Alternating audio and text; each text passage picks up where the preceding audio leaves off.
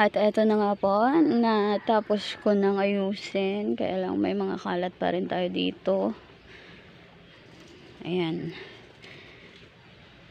So, unti-unti lang po. At eto na yung natira sa mga tanim natin. Ito yung Veltana. Si Veltana is propagated through leaves. Ayan, malaki na rin po siya. Nakapagdilig na rin po ako at may mga natira pang mga tubig sa top nila. Ayan. Lahat ng Veltanang ito is ano lang po ito. Na-propagate natin through leaves. Ayan, at may mga nahulog na dahon pa dyan. Ayan. Tumutubo na rin. Madali lang buhayin yung Veltana. Ayan. Lumalaki pa po ito. Saboritos. To think na napabayaan ko po sila akala ko wala na. Pero marami pa rin namang natira. Lalo na yung mga stinkies ko dyan. Sobrang dami ng propagation ko nito. Pero yung iba nawala na po talaga. Ayan. Oh my God. Nanginginain. Ayan. Kita nyo po ba? Ayan. May nangingialam.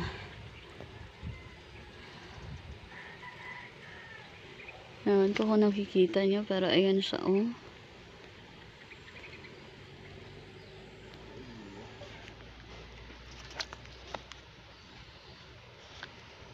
May ano dito.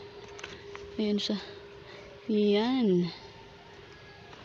So, kinain yan na yung ating Landertiae, yung Stapelia. Marami tayong stinkies.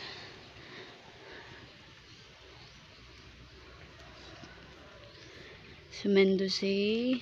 Ayan. Akala ko wala na talagang pag-asa kasi puro stem na lang yung natira. Sinilong ko lang at ayan, tumubo naman siya. Ayan. Hindi ko na yan papakialaman. Yung blue cloud natin, ayan na nangyari. Si dark fader. Ito, nag-pump up na siya. Okay na yung leaves niya. Ito rin. Ayan. Nag-stick na rin siya, oh. Kukunin lang natin yung ano.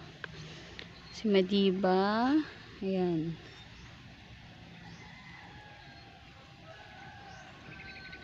Lumalaban.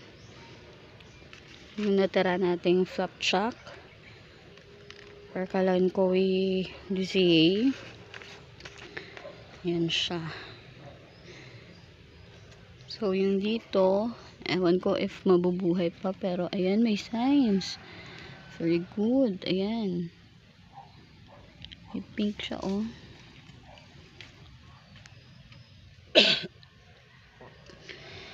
Ayan. Inuupo pa tayo at masama yung templa ng panahon dito. Super lamig kung gabi at super init kapag umaga.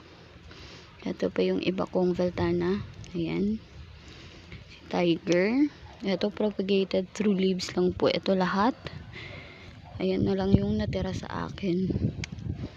Ayan. Ito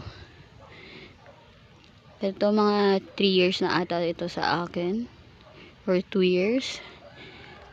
Na natira rin.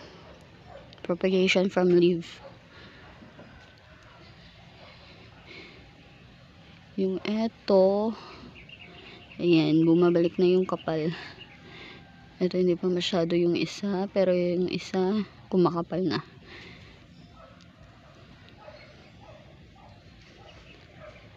So far so good. Ayan. Ito, nabuwal ito. Ayan. Yung agave natin na propa, ayan. Dry na dry po yan, pero ayan, bumalik. Yung natira nating ano dyan, oh. Ano ba to? Si Rondiflora. Kalanchoe din po ito. Ayan. Yung natira lang siguro yung parang ganito kaliit. Pero ang bilis niya pong dumami. So hopefully hindi na po siya mawala. Ito yung leaf propa natin ng Ghost. May natira din ditong Tito Buns. Ayan. Yung mother nito wala na po. Na maalam na. Ayan. Ito siguro nasa ano ito. Nasa variegated, yung apricot ba tawag. So non-var po siya. May mga ano pa doon. Ayan. Yung Purple Delight. At ito, bago po ito. Pinagkat ko po. Ayan, may ano na siya.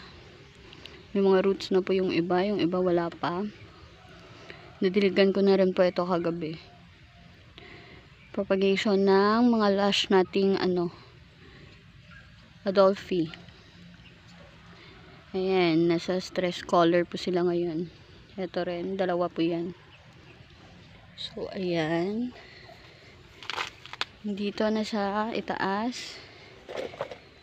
Ito, nag-pump up na siya. Dun si ano natin, si monstrous na Kalanchoe din. Yung peperomia natin, ito natira. Yung mother plant nito is na maalam na rin, super laki na sana nun. At the rest is itong si ating Firestorm. Ito na lang yung natira. Ayan. At yung iba is Adolphina. Ayan. Yan.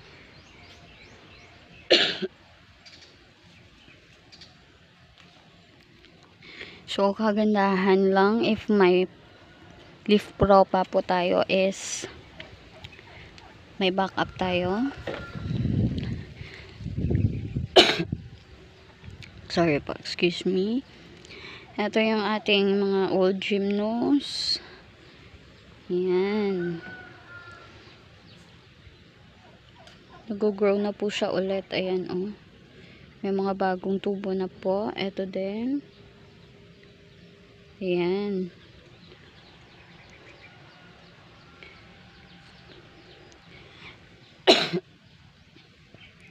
Kailangan po ng gymno natin na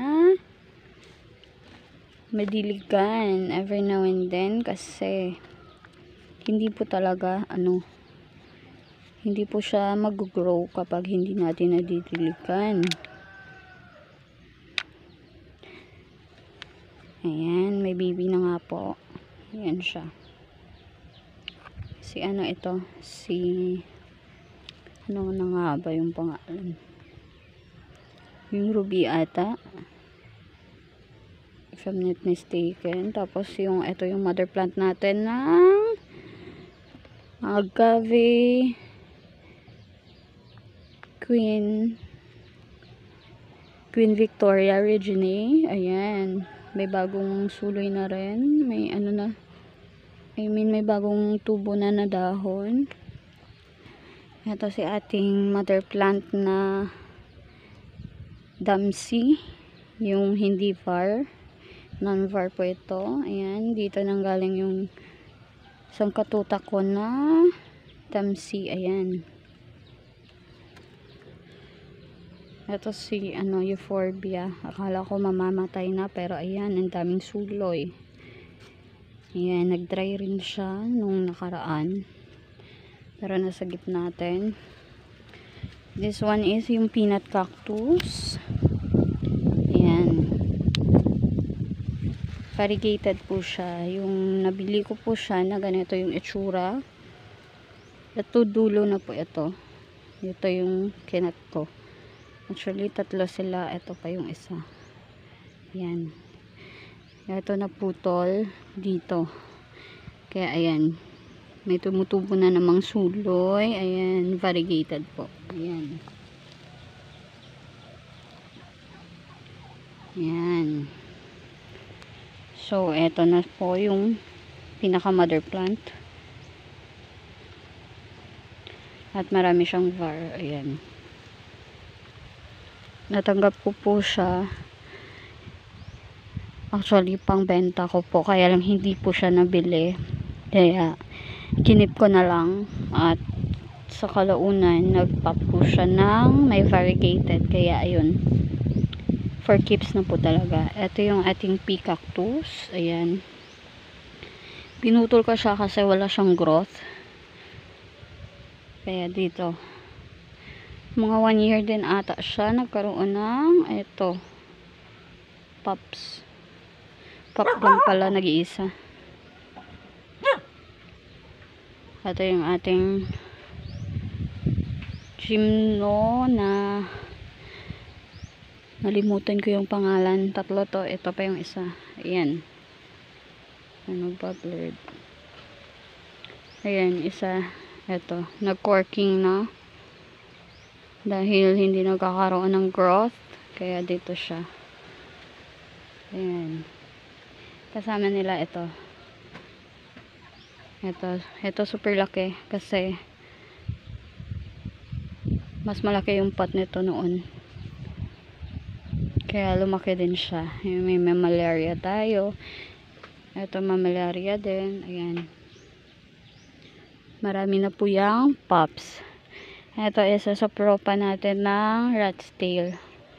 Ayan. Madaming mag-pop yung rat's tail. Ayan.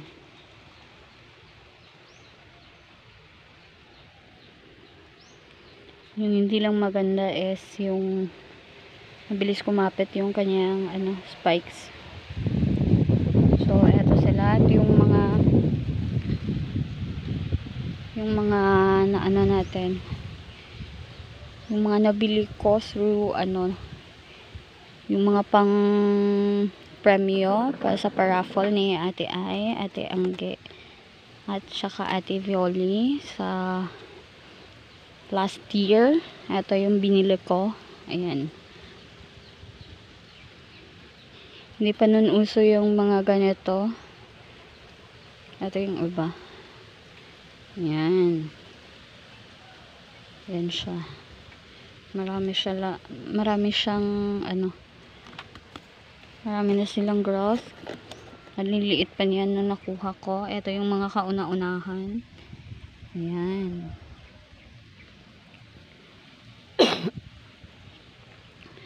Ito yung mga premium. Ayan. Violet po siya. Actually, in person. Kaya lang yung iba is nagsishrink. Kasi maliit pa lang yung kanilang roots. Ayan. Ito si purple crayon. Si purple nebula. Ito si Ming Maprang. Sa Thailand ata ito eh. At ito si ano ka nga ba? Nakalimutan ko. At saka yung isa pa is yung daydream na ginraft ko. Ayan. Ang lakas ng loob mag-graft. Ipapakita ko na lang later. Ito si T-Lux. Oo, T-Lux. Yan. May pops na siya nung na-acquire ko. Yan. Maganda yung kulay niya at may new growth na siya dyan. Yan.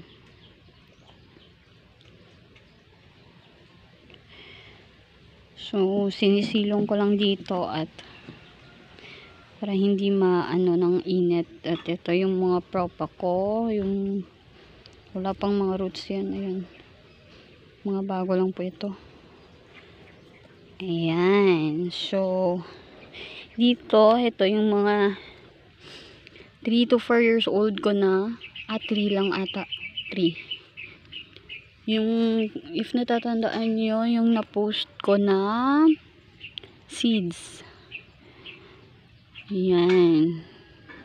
If you can see guys, marami siyang corking kasi super napabayaan. Etong mga ano na to is Gymnocalycium, Mihanovici mix.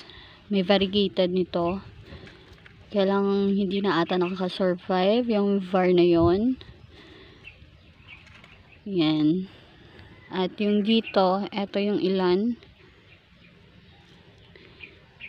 Eto lang. Yung eto lang, ayan. Yung eto lang. Kasi yung ito, yung 4 na to is rubra. If nakikita nyo yung var na to is rubra po yan na nagkaroon ng variegation. Eto green. Yung mga kauna-unahan ko na gymno, ayan. Stunted yung root. Okay lang at babalik natin yung ganda nila. This one is yung ating Rhipsalis. Hindi ko lang alam yung specific na variety, basta eto yung natira sa mother plant. Ayan. Gusto nito kasi moist. Kaya lang ayan. Na ano nga siya. Na dehydrate. Ayan. Maganda ito kapag plump siya. Kasi chubby-chubby din. Pero okay lang at may growth na naman bago. Ayan. So, kinikip ko lang dito. Ayan. Yung pendants natin. Na dry. Ayan. So, ayan, lumalaban. So, this is it na muna sa part 2 ng ating video. At iiwan ko kayo dito sa aking Stapelia. Stapelia ka ba? Hindi, Wernia pala. Wernia de Carrier. Ayan, nagbubloom na.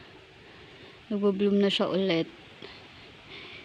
So, dito na lang muna at sa susunod na naman papakita ko yung nandun at may ano pa ng niyog, may niyog kasi